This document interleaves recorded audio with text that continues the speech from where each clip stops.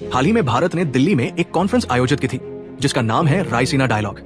ये जियोपॉलिटिक्स और जियोइकोनॉमिक्स पर भारत की एक फ्लैगशिप कॉन्फ्रेंस है जो हर साल नई दिल्ली में आयोजित की जाती है।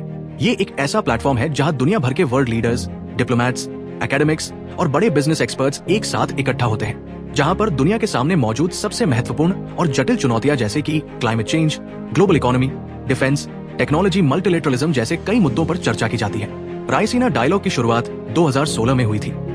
ये भारत के विदेश मंत्रालय और ऑब्जर्वर रिसर्च फाउंडेशन का एक कॉमन इनिशिएटिव है। इसका मुख्य उद्देश्य भारत के दृष्टिकोण को वर्ल्ड स्टेज पर प्रस्तुत कर इंटरनेशनल कोऑपरेशन को मजबूत बनाना है। रायसीना डायलॉग का नाम नई दिल्ली की रायसीना हिल के नाम पर रखा गया है। ये वो स्थान है जहां राष्ट्रपति भवन और विदेश मंत्रालय जैसे भारत सरकार के महत्वपूर्ण कार्यालय स्थित है। इस साल भारत ने फिनलैंड के प्रेसिडेंट अलेक्जेंडर स्टब को चीफ गेस्ट के तौर पर आमंत्रित किया था। उन्होंने यूनाइटेड नेशंस के रिफॉर्म्स के बारे में बात की और भारत के सिक्योरिटी काउंसिल की परमानेंट सीट की मांग का समर्थन किया। इस वर्ष की थीम थी संस्कार, असर्शन, एकोमोडेशन, एडवांसमेंट। असर्शन यानी राष्ट्रों द्वारा अपनी सॉवरेंटी और स्ट्रैटेजिक ऑटोनॉमी को मजबूती से रखना। एकोमोडेशन मतलब ट्रेडिशनल ग्लोबल इंस्टीट्यूशंस के बजाय छोटे और फ्लेक्सिबल अलायंसेस जैसे ब्रिक्स या आईमेक के साथ तालमेल बिठाना।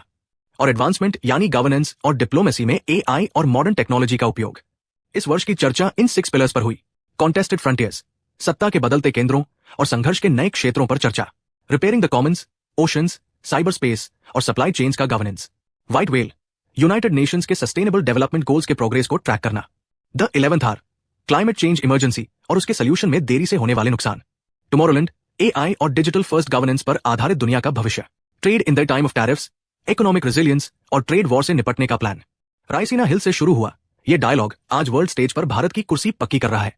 ये केवल डिप्लोमेसी नहीं, ये नए भारत का वैश्विक उदय है।